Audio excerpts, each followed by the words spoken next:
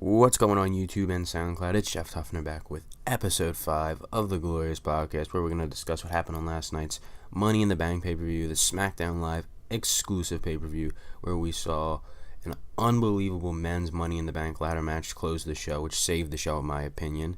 And we saw the first ever women's Money in the Bank ladder match, which was a decent match, but I am about to go off about how it ended because I was very disappointed with that. I thought the ending was atrocious for that match. I mean, especially with it being the first ever women's Money in the Bank match. They ended it the way, I knew it would somewhat be like that during the match, but I didn't expect them to end the match the way they did. Anyway, let's get right into it here. Carmella wins the first women's Money in the Bank match, or did she? James Ellsworth climbs up the ladder. He grabs the briefcase, drops it down to her. I knew Ellsworth was going to get involved in the match. I mean, we all knew that. I mean, if you didn't think Ellsworth would get involved, I don't know what you were thinking. Ellsworth does get involved, but he goes up, grabs the briefcase, drops it right down to Carmella. Carmella wins the match. I thought they were going to restart the match or something. Maybe Shane McMahon would come out or something. That never happened. Carmella wins the match. I mean, it's not that I didn't want to see Carmella win. I mean, she was the odds-on favorite to win the match, but I didn't expect it to end that way. So I was kind of disappointed, especially with it being the first ever women's Money in the Bank match. I thought they would have much more of a significant ending. The match itself was pretty good. There were some cool spots. Charlotte did some kind of crazy thing from the ropes as usual. A couple other cool things they did in the match, but the ending just really kind of pissed me off. It kind of just killed everything about it, and that was it just killed the start to the show in my opinion. Speaking of start of the show, I skipped right over the pre-show. We had the Hype Bros defeat the Colognes.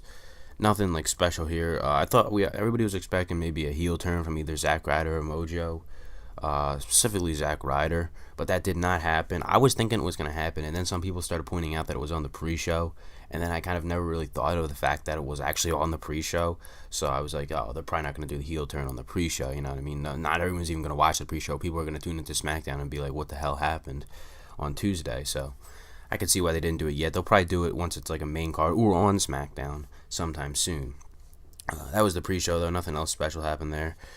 We'll get right into the second match on the main card. The New Day defeat the Usos, but the Usos retain the titles. Just like the first match, in my opinion. Good match, good wrestling, cool spots. But the ending is just why? Why do we have to end the match like this? It was just building up for another match between them. I knew the New Day weren't winning the titles tonight. I knew they're going to win at SummerSlam. That's pretty obvious. We weren't going to see the New Day win the titles and that Money in the Bank last night. It just wasn't going to happen. I was hoping for a good match. Maybe the Usos win clean, kind of crazy match where we're on the edge of our seat. You think the New Day are going to win, but they didn't go that route. They kind of just had the Usos walk off, kind of just, disqualification. New Day picks up the win, but the old disqualification rule. Titles don't change hands, so the Usos do retain the titles. Obviously, this will lead to another match at SummerSlam, but a lot of people are forgetting there is another SmackDown pay-per-view. They didn't even bring it up last night, too, surprisingly. Battleground is July 23rd in Philadelphia. One more pay-per-view until SummerSlam for SmackDown, so it's kind of weird because it feels like SummerSlam should be the next pay-per-view for SmackDown, but then there's Battleground still, so it's they got to work their way around that. So, I mean, I guess we'll see a rematch, but I'm expecting some, big fatal four-way match at SummerSlam. I was thinking something the Usos defend against the New Day, American Alpha, and Breeze Down going a fatal four-way elimination match or something for the SmackDown Live Tag Team Championships. I think that would be great. I think that's the way they could go. Speaking of American Alpha, they did not show up last night. A lot of people are expecting them to show up last week on SmackDown or tonight last night on Money in the Bank. That didn't happen on either of them shows, so good chance we see them Tuesday. I don't know. I thought they were going to be the team when they had the Fashion Vice. That was probably one of the funniest parts of this show. It's always one of the funniest parts of SmackDown, Fashion Files. Well, they changed it up a little bit this week. They went with Fashion Vice. Absolutely hilarious stuff. Tyler Breeze, Fandango, they're great. There are some funny stuff. It's the small things in that, those things those do, the Fashion Files and the Fashion Vice. It's the small things I was laughing my ass off at. The stuff like Fandango reading the paper upside down, saying it's in a foreign language. And I don't know if anyone noticed, but the phone they were using, it said property of Paul E on it, so that was funny.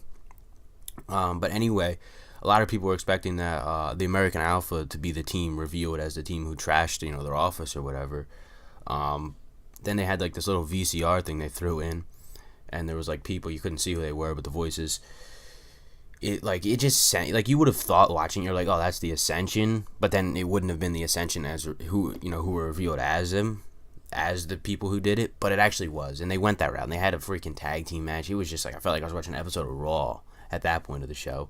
Breeze Dango versus the Ascension, like the Ascension, like really, like that was a letdown, man.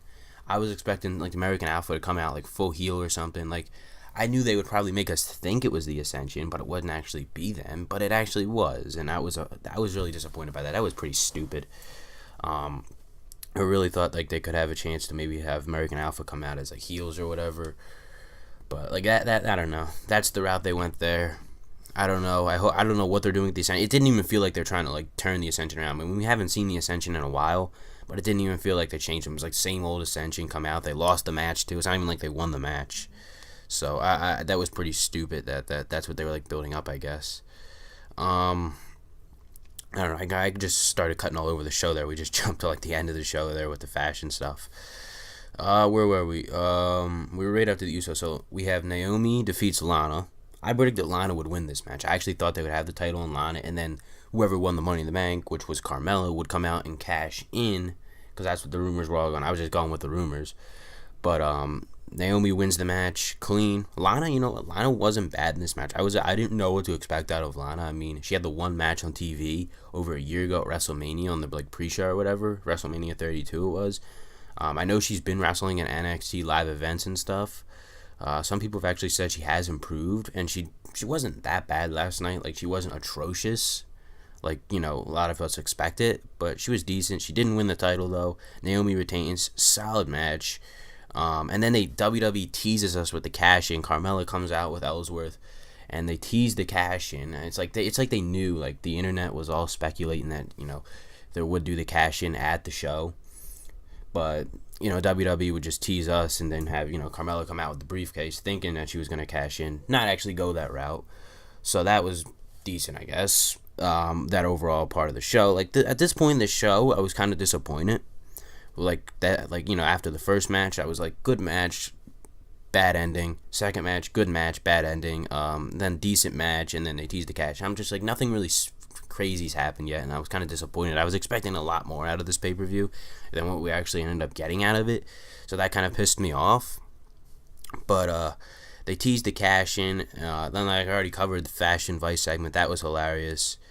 This is one of the things that happened on the show that was going to happen either last night, and if it didn't happen last night, it was going to happen Tuesday on SmackDown. But WWE decided to go with it and do it last night, and we finally get to see Mike Bennett and Maria Kanellis show up on WWE TV. Obviously, Maria returning, and then this time Mike Bennett showing up. Interestingly, they're going with Mike Kanellis instead of Mike Bennett, and I feel like the reason they're doing this is because people know Maria from before as Maria Kanellis, so they're kind of like, it's just for the people who know it. Like, people might not know and think she's a different person if they went with, like, Maria Bennett or something. So I feel like I get why they're doing that, and that was great, though. I didn't even expect that. Like, it's funny, like, the entrance came on, I didn't know what the hell was happening. I thought it was, like, the tag team match or whatever, and it was, like, it was the tag team who trashed Fashion Police Office or whatever. I thought that's what it was. They were going to go do that tag team match right there, but that wasn't that, and I didn't even expect it, because I like, forgot all about it, too. Like, and it's funny, because on Twitter, someone was actually, like, in the arena before the show. They actually took a video of them actually, like, rehearsing the entrance or whatever. Like, it wasn't clear. You couldn't clearly, like, see them, but you saw the Titantron and stuff, and you saw their names on it. Someone who, like, somehow got into the arena earlier, before the show actually was underway, like, 4 o'clock or something. So, I mean, I knew it was going to happen eventually. It was either going to happen, like I said, last night, and if it wasn't then, it would be on SmackDown. But I felt like maybe they should have saved it for SmackDown. It just didn't feel like the show was going so far, like, kind of down the toilet at this point, that it was just like they should have just been like scrapped it and said, we'll just do it on SmackDown. We'll make SmackDown an unbelievable show Tuesday.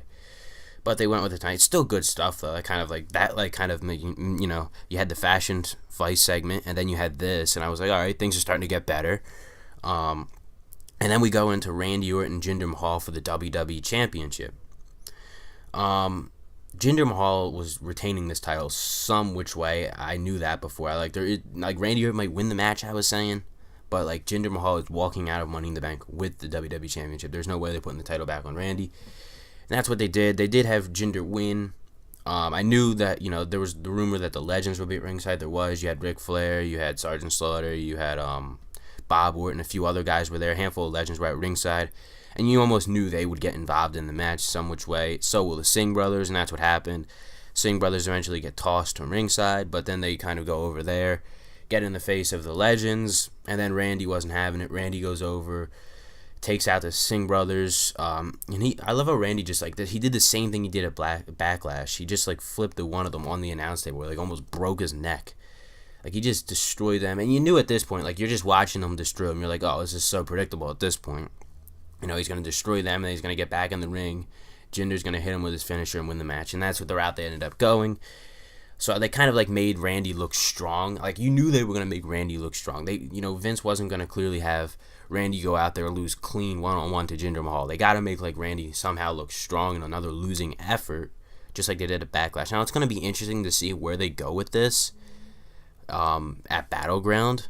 I don't know if there's going to be a third match, because everybody's saying, John Cena, Jinder Mahal, but a lot of people are forgetting we even have Battleground, and it's like Cena's returning on the 4th, so I don't know. Maybe they'll have Cena do something else, and then after that, they'll start doing Cena versus Mahal build for SummerSlam. So I feel like there is another rematch in line between Randy Orton and Jinder Mahal. Something that will involve maybe the Singh brothers being banned from ringside. I saw someone on Twitter said the idea of maybe having bring back the Punjabi prison or something. That would be crazy. Something like that, like a steel cage match. Something that just like the crazy match or something that would ban him from ringside. But I don't know how they're going to have Randy lose again 3 straight times to Jinder Mahal. But I guess that's what they're going to do. Because unless they have something else in mind, I don't know. We'll have to see where the build is. We still got almost over a month until Battleground. So I don't even know if they're going to start the build this Tuesday. They might wait a few weeks and then kind of get into the build. But they might announce something on Tuesday, so it'll be interesting to see what Jinder Mahal does next with the title. Is there a rematch with Randy Orton? Is he going to face someone else? Where they're going to go from here with that. That will be interesting. As for the actual match last night, the match was decent again, just like their Backlash match. It was a decent match. It wasn't no 5-star match or anything. But Jinder Mahal wins. It just moves on to the next thing. It was nothing crazy. Like I said, Breeze Dangle defeats the Ascension. I already said how it was a huge letdown. It was just it's like they just had something else in mind, and then they just gave up on it, and it's like the Ascension. Like why? Just why? Tell me why the Ascension had to be the team. Couldn't have been American Alpha. Couldn't have been someone else. And let's move on to the best part of the show, the part that I enjoyed the most, the part that many people say saved the show. And I agree, it saved the show big time, because if this didn't happen, I'd be probably sitting here tearing this entire show apart. But I keep thinking of this show as much better than it actually was because of this match. The men's Money in the Bank match was unbelievable. It was a nice long match, crazy spots in it. Baron Corbin ends up picking up the win.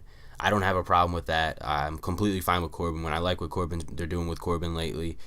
It was rumored that he was going to get a push over the summer, and clearly you're seeing it right now. He wins Money in the Bank. So Corbin wins the match. Some crazy stuff. Kevin Owens took a beating in that match. He went through Sami Zayn flipped him onto that one ladder, and he landed awkwardly. He didn't land directly on the middle of the ladder. He landed on the side, so it probably inflicted more pain on his back. And then they had another thing where he was flipped onto a ladder that was between the announce table and the steel steps, and the ladder didn't even break. He just fell right on it.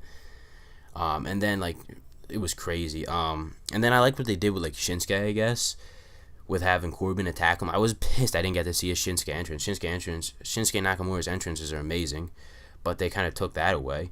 And then with Corbin attacking him, and then he showed up later. It was pretty obvious he'd eventually come back out toward the end of the match. Came back out. That was probably his quickest entrance ever when he came back out. And then he got right in there, attacked Corbin. So, I figured Shinsuke wouldn't win the match, being that he was, kind of had the briefcase on SmackDown. Usually the person who ever climbs up the ladder before it actually happens on, the go-home show or whatever, usually never ends up winning the match. So I kind of, ruled Shinsuke out. And then we had that Shinsuke Nakamura, AJ Styles face down. That was amazing. And then they started going at it. God, I cannot wait for the match between them two. I don't know. I'm guessing it's got to be WrestleMania 34. They're definitely doing a WrestleMania 34. If not WrestleMania, I guess it's SummerSlam, but I don't think they'll go that way yet. I feel like that was just a tease last night for like the match. But God, man, I cannot wait for the match between them two. There was just so much good stuff in the match last night. Baron Corbin winning, like I said, I'm completely fine with that. This match saved the show. If this match was another letdown and it was kind of a boring match, people wouldn't have people would have trashed this show more than a lot of people already are kind of like trashing the show, saying it was a disappointment. I mean, I'm sitting here saying I know it wasn't that good of a show overall, but I'm taking away that one match and I'm just making it seem much better than it actually was. Anyway, guys, that's it. Oh, actually, you know what I forgot? Talking Smack after the show, they had a confrontation between Jinder Mahal and Baron Corbin. So, just a quick note, Talking Smack was good again. I like watching Talking Smack. It's always good, usually. But they did have a confrontation between them two, so I don't know what that's going to lead to. Just probably build or whatever. But anyway, guys, that's it for Money in the Bank. Let me know what you thought of Money in the Bank below. Hit me up on Twitter. The link is in the description below as well. Hit that like button and hit that subscribe button. I'll see you tomorrow for my Monday Night Raw review. I am so not looking forward to Monday Night Raw because it's probably going to be 3 hours of hell tonight on Raw. But whatever, I'm going to have to review it either way. So I will see you tomorrow.